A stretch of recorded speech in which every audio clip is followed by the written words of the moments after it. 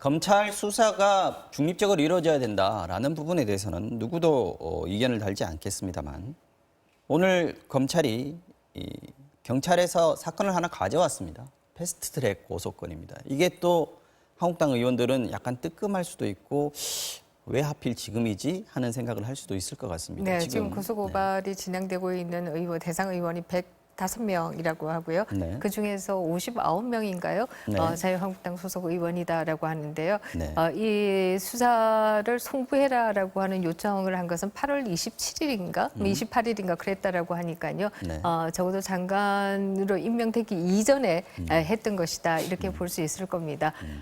그럼에도 불구하고 뭐 이런 여러 가지 얘기는 해볼 수가 있는데요. 왜 검찰이 넘기라고 했을까라고 하는 것이고 경찰이 그게 그냥 준 게 아니고 검찰이 네, 넘기세요 해서 받은 그렇습니다. 거예요. 네. 그 부분에 대해서는 뭐 두 가지 정도 얘기가 나오고 있는 게 사실입니다. 첫 번째는 경찰 수사가 조사가 지지부진하다. 그 때문에 이런 문제는 빨리 하는 것이 좋다라고 하는 것 때문에 넘기라고 한 것이 아니냐 이런 해석도 나오고 있는 것이 사실이고요. 두 번째는 지금 현재 조국 후보에 대한 수사가 진행 중인데 이에 대해서 여권에서는 정치적으로 편파적이다라고 하는 비판을 계속해오기 때문에 여권만 수사하는 것이 아니라 야권도 같이 수사하겠다. 여야의 형평성을 맞춘다라고 하는 것을 보여주겠다. 네. 이런 의미가 있는 것이 아닌가 이런 해석들도 나오고 있는 것이 사실입니다. 그래서 이것을 마치 2003년에 있었던 대선 자금 수사와 비견하는 분들도 상당히 있는 것이 사실입니다. 그 당시에도 소위 차떼기에 대한 수사와 더불어서 네. 노무현 대통령의 대선 자금에 대한 수사도 했던 것이 사실이고요. 같이 수사했다 네, 이거죠, 그렇습니다. 여야를. 그렇기 때문에 여야에 관계없이 우리는 정치적으로 고리하지 않고 직진하겠다라고 하는 사인이 아니냐 이런 해석들도 나오고 있죠. 김 교수께서는 이 사안을 어떻게 보십니까? 지금 수사가 검찰로 넘어갔으면 지금 경찰에서는 불러도 안 나오는 걸로 버티기로 했는데 검찰로 넘어가면은 조금 압박감이 조금 더 할까요? 한국당 의원은 만약에 소환에 불응하게 되면 여기에 대해서 뭐 체포영장을 발부할 수도 있겠습니다만은 그런 일들이 일어나지는 않을 거라고 보고요. 다만 분명한 건 조국 장관의 부인인 정경심 교수를 소환하지 않고 기소했던 전례처럼 사건에 대한 건들은 굉장히 명확하다고 판단할 겁니다. 물론 소환 조사에 응해서 사건에 대한 전체적인 내용을 다 따져묻고 최종적인 기소 여부를 결정하는 게 온당하겠습니다만은 검찰은 이 사건을 더 이상 질질 끄는 게 여권으로부터 공격의 빌미가 될 수 있다라고 판단되기 때문에 사건을 엄정하게 수사하기 위한 노력을 할 거라고 보고요. 다만 이제 한국당 입장에서는 또 이런 얘기를 할 겁니다. 이 사건이 촉발됐던 가장 근본적인 원인으로 한번 돌아가 보자. 4월 달 말에 있었던 패스트트랙 전국의 문제인데요.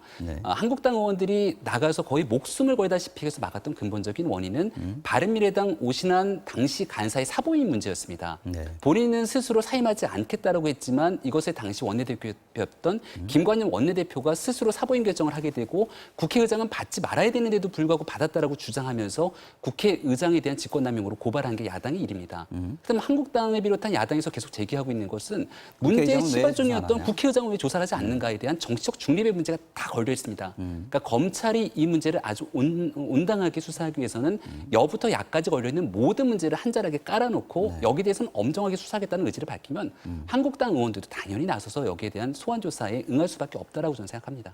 국회의장 수사는 차치하고서라도 형평성 문제를 따져보면 아까 소환하지 않고 기소할 가능성도 있다라고 말씀하셨는데 그 전에 정의당, 민주당 의원들은 나가서 소환 조사를 받았단 말이죠. 그것도 하나의 그 법률 행위일 텐데 똑같이 맞춰서 해야 되지 않겠느냐 하는 여론도 생길 수 있거든요. 경찰의 소환 조사를 통해서 이렇게 받았다라는 건데요.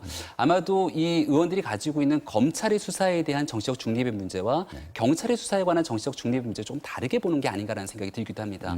우리가 버닝썬 사태를 촉발시키면서 사실 경찰이 겪어왔던 이뤄갔던 수사의 이 문제에 관한 불신들 이런 것들이 이제 커진 측면이 하나가 있고요. 두 번째 문제 중에 정치적으로 경찰이 참 잘못된 모습을 보였던 것은 드루킹 사건에 기반한 김경수 지사의 조사 문제였습니다. 결국은 그 당시에 문제가 굉장히 불거졌고 지방선거를 앞두고 있는 굉장히 예민한 시점이었습니다. 단 한 차례 황제 수사라 불릴 정도로 조사를 그치면서 별다른 조치를 취하지 않았고 결국은 허위범 특검이 출범하면서 기소가 됐던 것들이 1심에서 유죄가 선고돼서 징역까지 가게 됩니다. 그런 측면에서 바라봤을 때 경찰의 수사가 정치에 영향을 미치게 되는 편파성에 기인하는 것 아니냐라고 야당은 불만을 제기하고 있는 것 같은데요. 이제는 검찰로 공이 넘어갔고 윤석열 총장은 지금 야당이 제기하고 있는 것처럼 엄정하게 수사 잘하고 있다 막 얘기하지 않습니까? 따라서 윤석열 총장이 검찰이 지휘하고 있는 수사 과정 속에서 한국당이 그 같은 메시지를 더 이상 발신하지는 않을 거라고 봅니다. 만약에 검찰이 체포영장을 발부한다거나 국회에다가 요청을 할 경우에 지금 회기 중이니까 불체포 특권이 있지 않습니까? 체포 동의안 가결시켜야 되는 상황인데 넘어온다는 것 자체만으로도 부담이 될 수는 있을 것 같아요. 지금 이제 체포 동의안 가결 안 해주면 또 방탄국회 얘기 좀 나올 것이고요. 네, 그렇습니다. 지금 말씀하신 것처럼 아마 야당 의원들이 검찰 조사에 응하지 않는다라고 하면 체포영장을 보낼 수도 있을 것이다 이런 생각이 드는데요. 저는 야당이 검찰 수사에 응하지 않는다라고 하는 것은 자기 모순이 될 가능성이 있다 이렇게 생각합니다. 지금 조국 후보 장관에 대한 수사는 응원의 박수를 보내면서 본인들은 검찰 못 믿겠다라고 하는 말이 이것이 뭐 앞뒤가 맞는 말이냐 이런 주장들이 제기될 가능성이 있고요. 이 때문에 저는 뭐 야권도 검찰 조사에는 응할 수밖에 없는 것이 아닌가 이런 생각을 하게 되고요. 저는 뭐 검찰이 의도하지는 않았으리라고 생각합니다만 결과적으로 본다라고 하면 여야의 목줄을 다 주게 된 것이다 이렇게 볼 수 있고요. 이렇게 뭐 정치의 사법화가 바람직한 것은 아니라고 생각합니다만 이 정치의 사법화가 이루어진 것은 결국 자초합니다. 여야 스스로가 자초한 것이다. 이렇게 생각합니다. 자, 마지막으로 요 얘기 하겠습니다. 저 아까 안내를 좀 했었는데 북미 협상, 실무 협상이 이달 말에 시작될 가능성이 지금 커졌습니다. 최선희 외무부상이 공식적으로 제안을 발표를 했는데요. 그런데 이상한 건 오늘 아침에 또 미사일 2발을 또 쐈습니다. 이거는 어떤 관계가 있을까요? 무슨 네, 뜻일까요? 뭐 우리가 미국식으로 얘기한다라고 하면 당근과 그리고 매를 한꺼번에 가지고 나오는 것이다 이렇게 얘기할 수 있을 것이고요. 사실 최선희 부장이 만나자라고 얘기한 부분에 있어서도 그냥 만나자라가 아니라 새로운 계획을 가지고 나오느라라고 맞습니다. 하는 것이었습니다. 새로운 계산을 가지고 나오라고 하는 것이고요.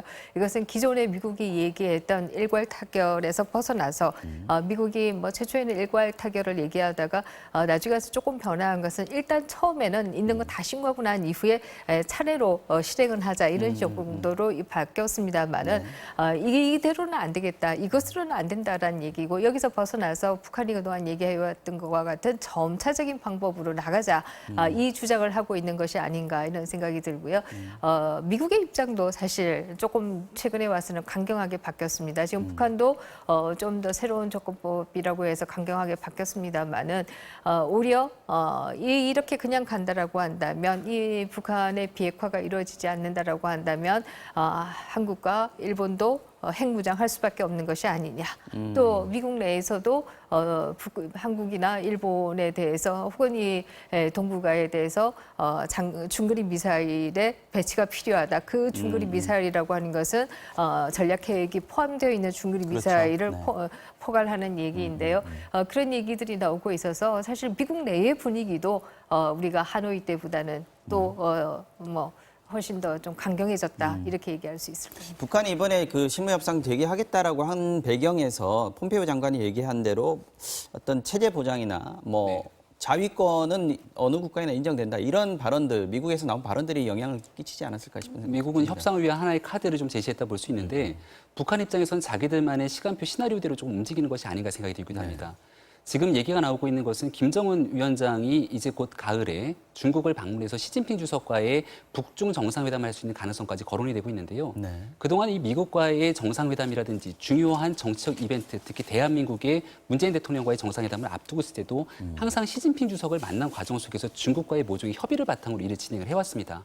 그러니까 올해 있었던 신년사에서 김정은 위원장 그리고 그 시정연설을 통해서 밝혔던 것은 충분한 기간을 가지지 않겠다. 그 기간에 대한 한도를 올해 안으로 설정을 했기 때문에 여기 대해서 내년으로 가게 되면 이 트럼프 대통령이 재선 가도에 맞물려서 그렇죠. 협상에 대한 우위를 가질 수 없다고 판단했을 것이고 지금 시점에서 아마 북중 정상회담과 맞물리는 과정 속에서의 이 미국과 협상을 끌어낼 수 있는 적기라고 판단한 것이 아닌가 생각이 됩니다. 네. 말씀 잘 들었습니다. 오늘 정치와 호정령 여기서 닫겠습니다. 김민전 경희대 교수, 김병민 경희대 개건 교수 두 분과 함께 했습니다. 고맙습니다.